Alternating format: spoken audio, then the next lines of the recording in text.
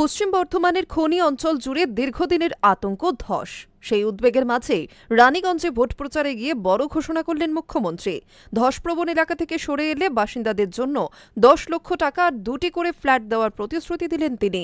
এই ঘোষণা ঘিরে ইতিমধ্যেই চাঞ্চল্য ছড়িয়েছে রাজনৈতিক ও স্থানীয় মহলে। রানীগঞ্জ ধসপ্রবণ এলাকা, তার ফলে বিপদের আশঙ্কা থেকেই যায়। সেই বিষয়ে শনিবার রানীগঞ্জে ভোট প্রচারে গিয়ে বড় ঘোষণা করলেন মুখ্যমন্ত্রী।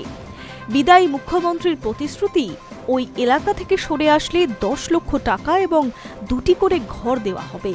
মুখ্যমন্ত্রী বলেন, রানীগঞ্জ ধসপ্রবণ এলাকা, ইতিমধ্যেই প্রায় 700 কোটি টাকা খরচ করে 6000 ফ্ল্যাট তৈরি করেছি, আরও 4000টি ফ্ল্যাট তৈরি হচ্ছে। আমি মা ভাই বোনেদের কাছে অনুরোধ করব, মনে রাখবেন মানুষের জীবন সবচেয়ে বেশি দামি। একটা নয়, 2টো করে ফ্ল্যাট সরকার আপনাদের দেবে যদি আপনারা শিফট করেন। শিফটিংয়ের খরচাও দেবে। মোট 10 লক্ষ করে টাকা খরচ ধরা হয়েছে। তাতে যদি কিছু বাড়ে তো বাড়বে। মনে রাখবেন, জীবনের সঙ্গে টাকার কোনো তুলনা হয় না। আপনারা ভাবুন নতুন করে, কারণ যদি কোনোদিন ধস নামে, হাজার হাজার মানুষ ধসের তলায় চলে যাবে। আমরা এটা চাই না। আমরা চাই জীবন সম্পদ রক্ষা হোক। আমি আপনাদের জোর করছি না, আবেদন করছি। অন্যদিকে মুর্শিদাবাদের রঘুনাথগঞ্জে 2 গোষ্ঠীর সংঘর্ষে বিজেপি ও কমিশনকে নিশানা করলেন মুখ্যমন্ত্রী। তিনি বললেন, আমলা অফিসারদের সরিয়ে হিংসা ছড়ানো হয়েছে। তিনি আরও বলেন, অফিসারদের সরিয়ে দাঙ্গাও করিয়েছে বিজেপি।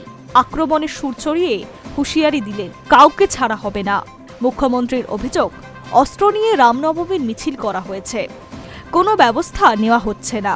2 গোষ্ঠীর সংঘর্ষ ও কমিশনের নিয়ন্ত্রণাধীন প্রশাসনের গাছাড়া মনোভাবের জন্য ক্ষমা চেয়ে নিচ্ছি। শনিবার রানীগঞ্জ খন্দরা ফুটবল মাঠে জনসভা করছেন মুখ্যমন্ত্রী। সেখানেই শুক্রবার রঘুনাথগঞ্জের সংঘর্ষ নিয়ে মুখ খুলেছিলেন তৃণমূল সুপ্রিমো। হিংসা নিয়ে মুখ্যমন্ত্রী বারবার অভিযোগ করেছেন এবং বলেছেন, অফিসারদের সরিয়ে দাঙ্গা করানো হচ্ছে। কে এই অধিকার দিয়েছে দাঙ্গা বাঁধানোর? টাকা ঢোকানো হচ্ছে, কাউকে ছাড়া হবে না। সভা শেষে তিনি বলেন, আমি আশা করছি যারা আছেন তারা নিরপেক্ষ হয়ে কাজ করবেন। এলাকার শান্তি শৃঙ্খলা বজায় রাখতে হবে। নির্বাচন ঘোষণার পর কমিশন শীর্ষস্তর থেকে জেলা প্রশাসনের এসপি ও ডিএম স্তরে একাধিক রদবদল করা হয়েছে। সেই সময় মতো মুখ্যমন্ত্রী প্রশ্ন তুলেছিলেন, অফিসারদের সরিয়ে দেওয়া হচ্ছে, আইন শৃঙ্খলা ব্যবস্থা ভেঙে পড়বে।